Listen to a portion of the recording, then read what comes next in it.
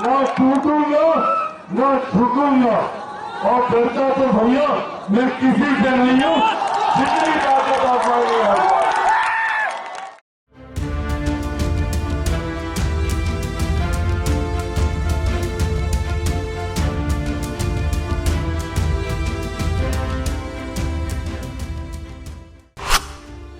2025 में चिराग पासवान को बीजेपी बनाएगी सीएम का चेहरा।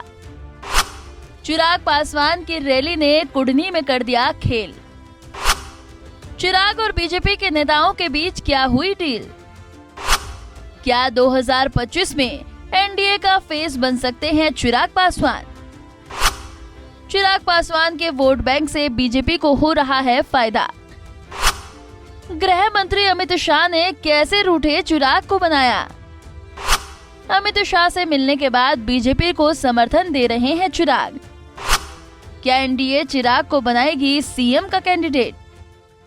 चिराग पासवान हाल ही के महीनों में खुलकर बीजेपी का साथ दे रहे हैं।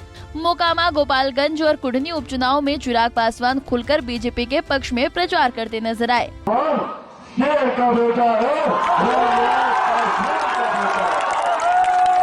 ना टूटूंगा ना झुकूंगा और डरता तो भैया मैं किसी से नहीं हूँ, जितनी ताकत आप मांगे है। किसी से डरने वाला नहीं हो। तो लोग सोचते हैं कि भैया चिराग पासवान को सत्ता का लालच है। चिराग पासवान को अगर सत्ता का लालच होता तो मुख्यमंत्री जी के सामने सिर्फ नतमस्तक होना था, मुझे उनकी गलत नीतियों से समझौता करना था। अगर चिराग पासवान ऐसा कर लेता तो बिहार में मंत्री, केंद्र में मंत्री सब बन जाता मुख्यमंत्री जी। उस वक्त चिराग पासवान के पीछे नहीं पड़ते।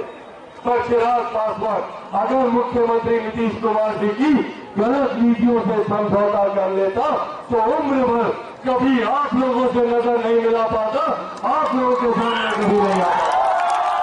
ऐसे में इस बात की चर्चा पटना से लेकर दिल्ली के सियासी गलियारों में हो रही है कि आखिर चिराग पासवान की बीजेपी से क्या डील हुई है। आखिर गृह मंत्री अमित शाह और चिराग के बीच ऐसा क्या समझौता हुआ कि चिराग ने बिहार में कमल खिलाने के लिए पूरी तरह ताकत झोंक दी है। बताया जा रहा है कि 2025 में विधानसभा चुनाव में चिराग पासवान को एनडीए सीएम का फेस बना सकती है। यही वजह है कि चिराग पासवान और उनकी पार्टी के नेता अरुण कुमार बीजेपी के पक्ष में खुलकर बैटिंग कर रहे हैं।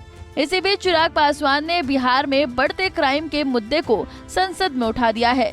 संसद में इस मुद्दे को उठाने के बाद बिहार सरकार कटघरे में खड़ी नजर आ रही है। Thank you speaker sir for giving me this opportunity.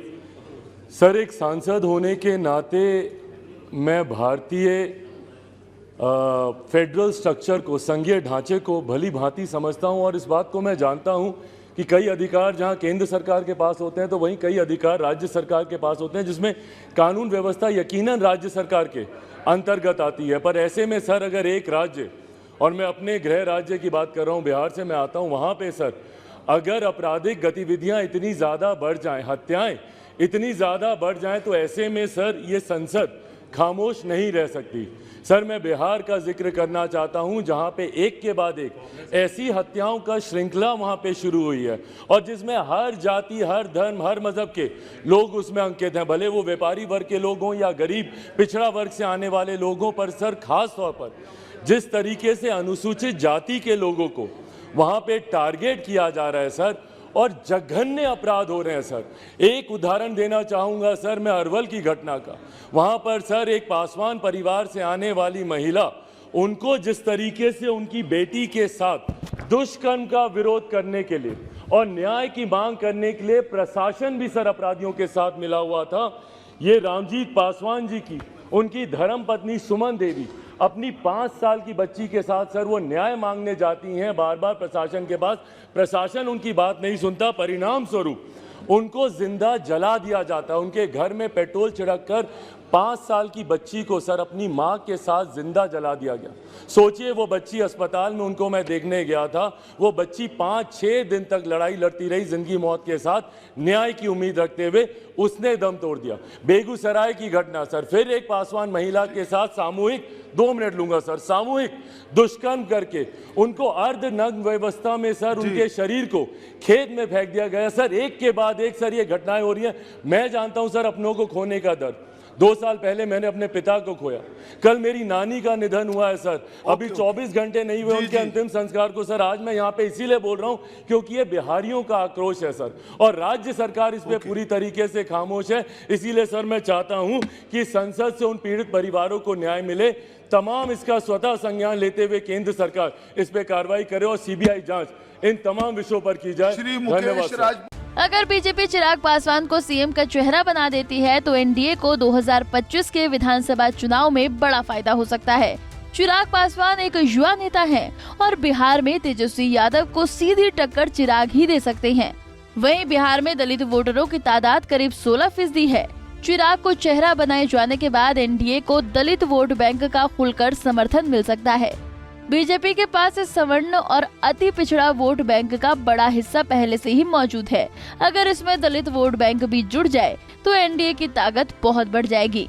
इसलिए ये कोई आश्चर्य की बात नहीं है कि एनडीए आने वाले वक्त में चिराग पासवान को सीएम का फेस बना सकती है। Bureau report, Punjab Kesari TV.